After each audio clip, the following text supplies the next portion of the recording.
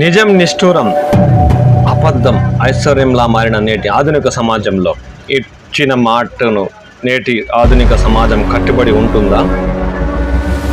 లేదంట అవి నోటి మాటలు ఒట్టి మూటలుగా మారతాయా? దీనిపై ప్రత్యేక మోటివేషనల్ వీడియో మీకోసం. చేతులకు ఎప్పుడు దానం చేసే గుణం, నోటికి సత్యవాక్కు పలికే లక్షణం ఉండాలంటారు మన పెద్దలు. నిలబెట్టుకోలేని మాటలు పదే పదే చెబుతుంటే ఆ వ్యక్తి గౌరవం కోల్పోతాడు. సత్యంలో ధర్మం ప్రతిష్ఠ అయి ఉంటుంది. సత్యపాలన చాలా కష్టమైన పని. అది కత్తి మీద సాము లాంటిది. సత్యంతో పాటు దానాన్ని గొప్ప గుణంగా చెప్పుకున్నాం. అన్ని దానాల్లోకి వాగ్దానం చాలా తేలిక అని చమత్కారంగా చెబుతుంటారు మన పెద్దలు. ఎవరితోనైనా ఏమైనా చెప్పుకోవచ్చు, ఆచరణలో చూపించడం కష్టం.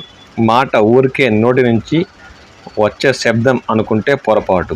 మన అంతరంగం నుంచి ప్రాణశక్తికి వెలువరించే చైతన్యం అది. ఎవరైనా ఇచ్చిన మాటను నిలబెట్టుకోకపోతే వారు సత్యం ముందు దోషులే అంటారు గాంధీజీ. ఆయన దృష్టిలో సత్యం, నైతిక విలువలు వేరు కాదు. ఒక వ్యక్తి మాట తప్పితే అతడి కుటుంబానికి చేటు కలగవచ్చు. పాలకుడి అసత్య వాక్కు రాజ్యానికే హానికరం. సత్యం పలికే వ్యక్తిత్వం భారతీయ పాలకుల ధర్మం. నాడాడిన మాట నేడు తప్పవలదు అంటాడు త్యాగరాజు ఒక కీర్తనలో. చెప్పవచ్చు పనులు చేయుట కష్టమవు అని వేమన సూక్తి. నేడు మన చుట్టుపక్కల నివసించే ప్రజలే ఎలా తయారయ్యారంటే, ఒక కుటుంబంలో ఓ కుటుంబ పెద్ద చనిపోతే అతడు మన స్నేహితుడైతే మనం అక్కడికి వెళ్ళి చూసిన తర్వాత లేనిపోని నోటికి వచ్చిన వాగ్దానాలు చేస్తుంటాం. మేము ఉండాము, నీ పిల్లల్ని మేము చూసుకుంటాం, నీ పిల్లలు కాదు మా పిల్లలు పెంచుకుంటాం, నీకు ఏ సమస్య వచ్చినా మాతో చెప్పుకో, నీకు ఏం కష్టం వచ్చినా మాతో చెప్పమ్మా అని రకరకాలు నోటికి వచ్చిన వాగ్దానాలు చేస్తుంటాం. కానీ అవి అమల్లో వచ్చేసరికి పరిస్థితి ఎలా తయారవుతుందంటే, మనం గడిచిన కొన్ని రోజులకే వారి నుంచి దూరం అవుతూ ఉంటాం, కనుమరుగైపోతాం వారితో. అది వారు ఎక్కడైనా కనిపిస్తే ఏమడుగుతారని భయంతో వారికి ఎదురుగానే వెళ్ళాం. అలాంటప్పుడు మనం చేసే వాగ్దానాలు గాలి మూటలు కాకపోతే ఏమవుతాయి చెప్పండి? మనం ఏదైనా నోటి నుంచి ఒక మాట వెలువడితే దాన్ని చేయగలిగితేనే మాట ఇవ్వాలి. ఎందుకంటే ఎదుటో వ్యక్తిలో ఆశలను పుట్టించి వాటిని పూర్తి చేయకపోతే అది మనకు ఏదో ఒక రోజు పాపంలా శాపంలా మారక తప్పదు. కాబట్టి ఒట్టి మాటలు కట్టి పెట్టవోయ్, గట్టి మేలు తలపెట్టవోయ్ అన్నారు మన పెద్దలు. మనకు వీలైనంత వరకు అవ్వగలిగితేనే కొన్ని వాగ్దానాలు చేయాలి. లేదంటే మన మీద ఆశలు పెట్టుకొని వాటి మీద ఆధారపడే మన చుట్టుపక్కల ప్రజలు ఎంతోమంది ఉంటారు. అలాంటి వాగ్దానాలు, మాట తప్పే వాగ్దానాలు చేయకూడదు. అవి పాపమై అంటుకుంటాయి. ఎందుకంటే ఒకరిని ఆనందపరిచేందుకు ఇచ్చిన వాగ్దానం పూర్తి చేయకపోతే వారి బాధతోనే మనకు పాపమై చుట్టుకుంటుంది.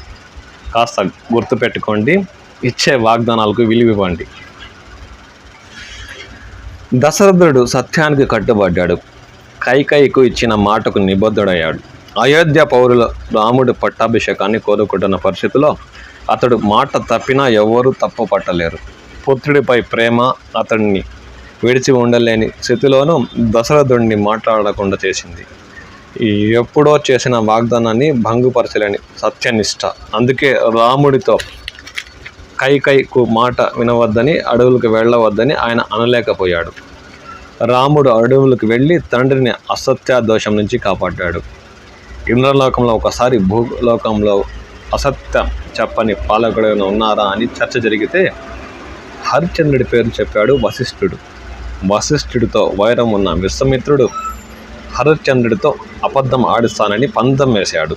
తాను చేస్తున్న గొప్ప యాగానికి చాలా పెద్ద మొత్తంలో ధనం కావాలని అడిగితే దానశీలైన హరిశ్చంద్రుడు ఇస్తానని వాగ్దానం చేశాడు. తన కుతంత్రంతో విశ్వామిత్రుడు అతడి రాజ్యాన్ని కైవసం చేసుకున్నాడు. రాజ్యం కోల్పోయిన హరిశ్చంద్రుడు మునికిచ్చిన మాట చెల్లించడం కోసం నానా ఇక్కట్లు అనుభవించి సత్య హరిశ్చంద్రుడుగా కీర్తి గండించాడు. వామనుడు అడిగిన 3 అడుగుల నేల దానంగా ఇవ్వడానికి సిద్ధమవుతున్న బలి చక్రవర్తిని వచ్చిన వాడు విష్ణువు అని, దానం వల్ల బలికి నాశనం తప్పదని హెచ్చరించాడు అతడి గురువు శుక్రాచార్యుడు.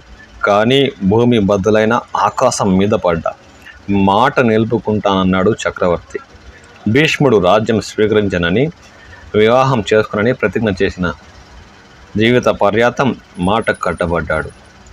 శ్రీరాముడు సహాయం పొంది సీతాన్వేషణకు సహకరిస్తానని మాట ఇచ్చిన సుగ్రీవుడు భోగాలసుడై విస్మరిస్తే లక్ష్మణుడు నిలదీయాల్సి వచ్చింది. ఇవాళ ప్రజల మద్దతు అవసరమైనప్పుడు రకరకాల వాగ్దానాలై రాజకీయ నాయకులకు పొరపాటు అయిపోయింది. అడగనివి వరాలు ప్రకటిస్తున్నారు. అధికారం చేజెక్కాక సులువుగా వాటిని మర్చిపోతున్నారు. పాలకులు చేయగలిగినవన్నీ చెప్పాలి, చెప్పినవి చేసి చూపాలి. ఆనాటి రాజులను ఈ విషయంలో ఆదర్శంగా తీసుకొని పరిపాలన సాగించాలి. ఈ మోటివేషనల్ వీడియో ఎందుకు చేశానంటే, మనం ఏదైనా సరే చిన్నదైనా పెద్దదైనా మాట ఇచ్చేటప్పుడు మనం దాని మీద నిలవగలమా అని ఆలోచించి ఆ మాటను నిలుపుకోవడానికి ప్రయత్నించాలి. అంతేగాని లేనిపోని వాగ్దానాలు మనుషుల ముందర గొప్పలకు పోయి మీసం తిప్పుతూ చేస్తే తర్వాత మనం అబాసు పాలకాక తప్పదు, అంటే అవమానం పాలకాక తప్పదు అని నేటి సమాజం హెచ్చరిస్తుంది. ఎవ్వరు కూడా ఒకసారి 2 సార్లు నమ్ముతారు, 3వసారి మన మాటలకు విలువ లేకుండా పోతుంది. కాబట్టి మనం నలుగురిలో చేసే ఏ వాగ్దానమైనా ఆలోచించి చేయడం నేర్చుకోండి. మన విలువల్ని మనమే కాపాడుకోవాలి. అంతేగాని లేనిపోని వాగ్దానాలు చేసి నలుగురిలో అవమానం పాలు కాకూడదు. ఎవ్వరు కూడా నమ్మరు. 1కి 2 సార్లు మాత్రమే మోసపోతారు, 3వసారి మమ్మల్ని చూసి నవ్వుకుంటారు. అది నేటి సమాజపు తీరు. ఎంతసేపటికి మనం చేసే మాట సహాయం వారికి అనుకూలంగా నచ్చినప్పుడు మాత్రమే మనల్ని నమ్ముతారు.